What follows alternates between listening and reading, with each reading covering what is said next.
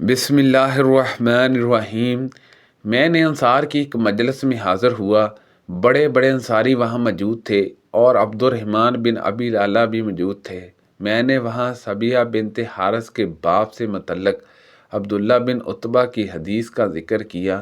عبد الرحمن نے کہا لیکن عبداللہ بن عتبہ کے چاچا عبداللہ بن مسعود رضی اللہ عنہ ایسا نہیں کہتے تھے۔ محمد بن سیرین نے کہا کہ میں نے کہا کہ پھر تو میں نے ایک ایسے بزرگ عبداللہ بن عتبہ کے متعلق جھوٹ بولنے میں دلیری کی ہے کہ جو کوفہ میں ابھی زندہ موجود ہے۔ میری آواز بلند ہو گئی تھی۔ ابی سیرین نے کہا کہ پھر جب میں باہر نکلا تو راستے میں مالک بن عامر یا مالک بن عوف سے ملاقات ہو گئی۔ راوی کو شک ہے کہ یہ ابن مسعود رضی اللہ عنہ کے رفیقوں میں سے تھے۔ میں نے ان سے پوچھا کہ جس عورت کے شوہر کا انتقال ہو جائے اور وہ حمل سے ہو تو ابن مسعود رضی اللہ عنہ اس کی عدت کے متعلق کیا فتویٰ دیتے تھے؟ انہوں نے کہا کہ ابن مسعود رضی اللہ عنہ کہتے تھے کہ تم لوگ اس حاملہ پر سختی کے متعلق کیوں سوچتے ہو؟ اس پر آسانی نہیں کرتے، اس کو لمبی عدت کا حکم دیتے ہو۔ سورۃ نساء چھوٹی، سورۃ اطلاق لمبی، سورۃ نساء کے بعد نازل ہوئی ہے۔ اور ایوب سختیانی نے بیان کیا ان سے محمد بن سیرین نے کہ میں ابو عطیہ مالک بن عامر سے ملا۔ دوسری سند امام بخاری رحمۃ اللہ علیہ نے کہا کہ مجھ سے عبد الرحمن بن بشیر بن حاکم نے بیان کیا، کہا ہم سے جہیہ بن سعید قطان نے بیان کیا، ان سے ہشام بن حسان نے کہا کہ مجھ سے محمد بن سیرین نے بیان کیا، ان سے عبید بن عمرو نے اور ان سے علی رضی اللہ عنہ نے کہ نبی کریم صلی اللہ علیہ وسلم نے غزوہ خندق کے موقع پر فرمایا تھا، ان کفار نے ہمیں درمیانی نماز نہیں پڑھنے دی جہاں تک کہ سورج غروب ہو گیا۔ اللہ ان کی قبروں اور گھروں کو یا ان کے پیٹوں کو آگ سے بھر دے۔ قبروں اور گھروں یا پیٹوں کے لفظوں میں شک جہیہ بن سعید راوی کی طرف سے ہے۔ پہلے ہم نماز پڑھتے ہوئے باتیں بھی کر لیا کرتے تھے۔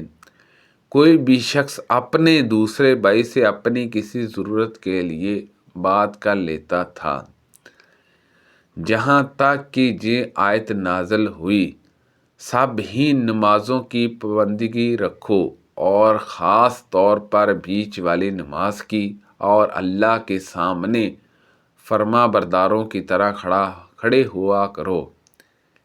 اس آیت کے ذریعے ہمیں نماز میں چپ رہنے کا حکم دیا گیا۔ جب عبداللہ بن عمر رضی اللہ عنہما سے نماز خوف کے متعلق پوچھا جاتا تو وہ فرماتے کہ امام مسلمانوں کی ایک جماعت کو لے کر خود آگے بڑھے اور انہیں ایک رکعت نماز پڑھائے۔ اس دوران میں مسلمانوں کی دوسری جماعت ان کے اور دشمن کے درمیان میں رہے۔ یہ لوگ نماز میں ابھی شریک نہ ہوں، پھر جب امام ان لوگوں کو ایک رکعت پڑھا چکے جو پہلے اس کے ساتھ تھے تو اب یہ لوگ پیچھے ہٹ جائیں اور ان کی جگہ لے لیں جنہوں نے اب تک نماز نہیں پڑھی ہے، لیکن یہ لوگ سلام نہ پھیریں۔ اب وہ لوگ آگے بڑھیں جنہوں نے نماز نہیں پڑھی ہے، اور امام انہیں بھی ایک رکعت نماز پڑھائے۔ اب امام 2 رکعت پڑھ چکنے کے بعد نماز سے فارغ ہو چکا، پھر دونوں جماعتیں جنہوں نے الگ الگ امام کے ساتھ ایک ایک رکعت نماز پڑھی تھی اپنی ایک ایک رکعت ادا کر لے، جبکہ امام اپنی نماز سے فارغ ہو چکا ہے۔ اس طرح دونوں جماعتوں کی 2 رکعت پوری ہو جائیں گی۔ لیکن اگر خوف اس سے بھی زیادہ ہے تو ہر شخص तन्हा नमाज पढ़ ले, पैदल हो या सवार, किबले की तरफ रुख हो या ना हो। इमाम मालिक ने बयान किया उनसे नाफे ने कि मुझको यकीन है कि अब्दुल्ला बिन उमर रज़ी अल्लाह अन्हुमा ने ये बातें रसूलुल्लाह सल्लल्लाहु अलैहि वसल्लम से सुनकर ही बयान की हैं। रसूलुल्लाह सल्लल्लाहु अलैहि वसल्लम ने फरमाया, शक करने का हमें इब्राहीम अलैहिस्सलाम से ज़्यादा हक है। जब उन्होंने अर्ज़ किया था कि ऐ मेरे रब, मुझे दिखा दे कि तू मुर्दों को किस तरह ज़िंदा करेगा, अल्लाह की तरफ से इरशाद हुआ, क्या तुझको यकीन नहीं है? अर्ज़ की यकीन ज़रूर है, लेकिन मैंने ये दरख्वास्त इसलिए की है कि मेरे दिल को और इत्मीनान हासिल हो जाए। एक दिन उमर रज़ी अल्लाह अन्हु ने नबी करीम सल्लल्लाहु अलैहि वसल्लम के असहाब से दरियाफ्त किया कि आप लोग जानते हो ये आयत किस सिलसिले में नाज़िल हुई है? क्या तुम में से कोई ये पसंद करता है कि उसका एक बाग हो? सब ने कहा कि अल्लाह ज़्यादा जानने वाला है। ये सुनकर हज़रत उमर रज़ी अल्लाह अन्हु बहुत खफा हो गए और कहा, साफ जवाब दें कि आप लोगों को इस सिलसिले में कुछ मालूम है या नहीं। इब्ने अब्बास रज़ी अल्लाह अन्हुमा ने अर्ज़ किया, अमीरुल मोमिनीन, मेरे दिल में एक बात आती है। उमर रज़ी अल्लाह अन्हु ने फरमाया, बेटे तुम कहो और अपने को हकीर ना समझो।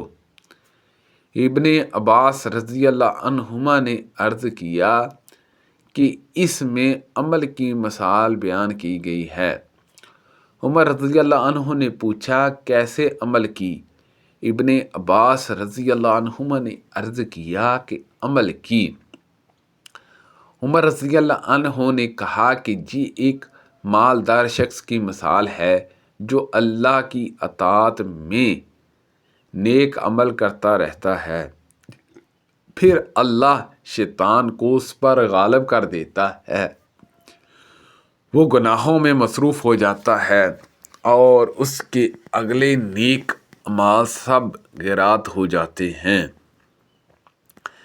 नबी करीम सल्लल्लाहु अलैहि वसल्लम ने फरमाया, मस्कीन वो नहीं है जिसे एक या दो खजूर या एक या दो लुकमे दर बदर लिए फिरें, बल्कि मस्कीन वो है जो मांगने से बचता रहे।